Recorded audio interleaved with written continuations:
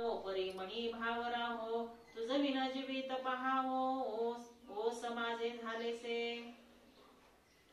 तर काय झालेलं असतं की नामदेवाची जी भेटीची आतुरता आहे ही क्षणाक्षणाला वाढत जाते आणि म्हणून मग यांच्या मुखातून हे असे उद्गार बाहेर पडतात, विनवणी करतात. विठू माई आमकं तमकं तूच माझा माय तूच माझा बाप आणि तुझे विना माझं कुणीही गणगोत नाही आणि तू मला का दुरावला असं त्यांचं म्हणतो. केविलवाना स्वर बाहेर पडतो आणि हृदयात त्यांच्या तगमग सुरू होते आणि त्यांच्या हृदयात ही अशी तगमग सुरू झाल्यावर त्यांना अति ओढ लागते भेटीची. काय चुकलं माझं हे असाही विचार करतात दुसऱ्या बाजूने की आपलं काय तर चुकलं, का लपले, का अदृश्य झाले पांडुरंग, आपल्याला का दुरावले. तर ज्ञानेश्वर माऊली मात्र निश्चिंत असतात. त्यांच्या चेहऱ्यावर कसल्याही चिंतेचा लवलेश नसतो आणि त्यांना हे परमात्मा पांडुरंग विठ्ठल कुठं आहेत हेही प्रत्यक्षतेने पाहिलेलं असतं. का समोरच सावता महाराज म्हटले तर हे सावता महाराजाचं नुसतं एकदम तेज पुंज मूर्ती पाहून ज्ञानेश्वराला अगदी लक्क त्याच्या हृदयात परमात्मा पांडुरंग विठ्ठल सावताच्या हृदयात आहेत हे उघड्या डोळ्यानं ज्ञानेश्वर पाहतात आणि म्हणून ज्ञानेश्वरांना काही चिंता नसते किंवा त्यांना काही दुःख वाटत नाही आणि म्हणून ते नामदेवाला म्हणते शोधा शोधा कुठे आहेत बघा. अशा पद्धतीने ह्यांचा संवाद असतो. नामदेवाची आतुरता क्षणाक्षणाला वाढत जाते.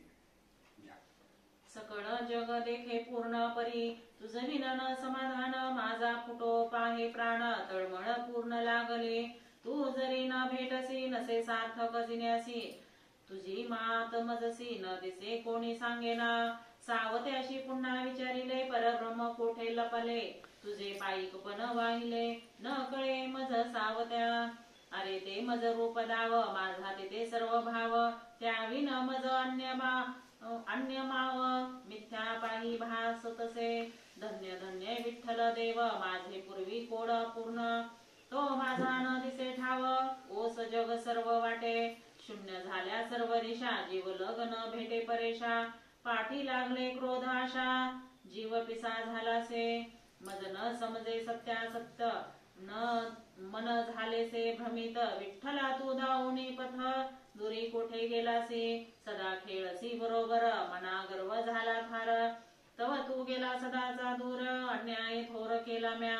सावत्या कोठारे असे देव तो मज दावी सत्वर ठाव. श्री विठ्ठल स्वयंमेव सांग कोठे असते.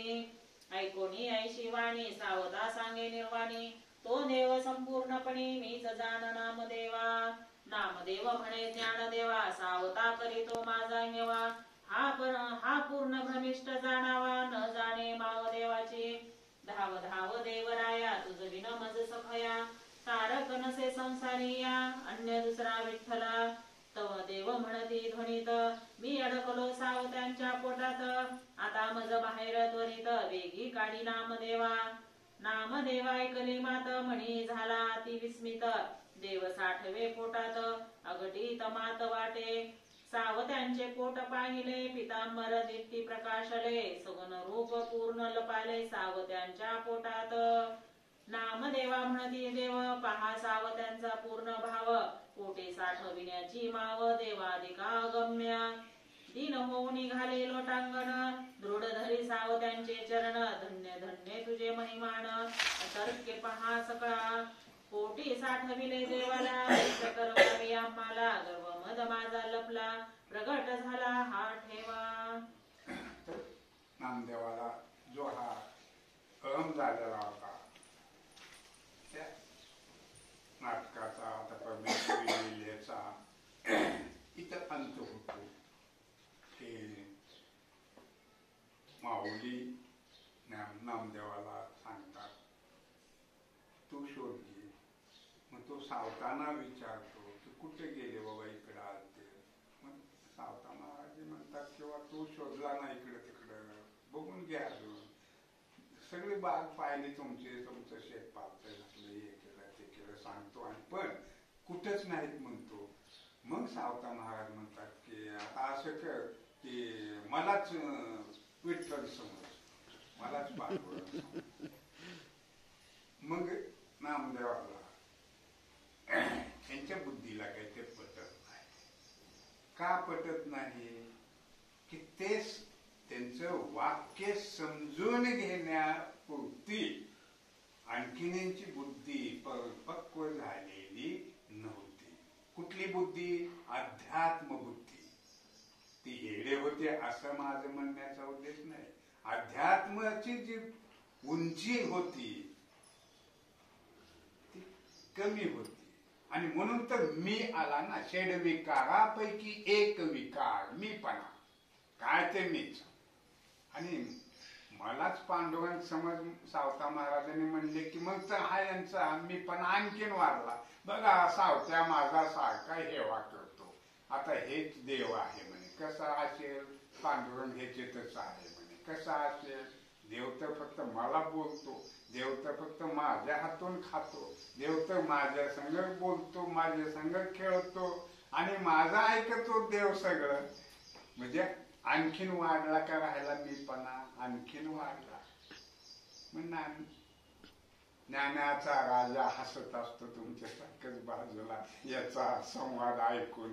अरे काय आता तरी डोळे उघड, असं ज्ञानदेवाच्या मनात येते की नामदेवा खाली ये जरा, जमिनीवर ये, तू लय हवेत तंगायला.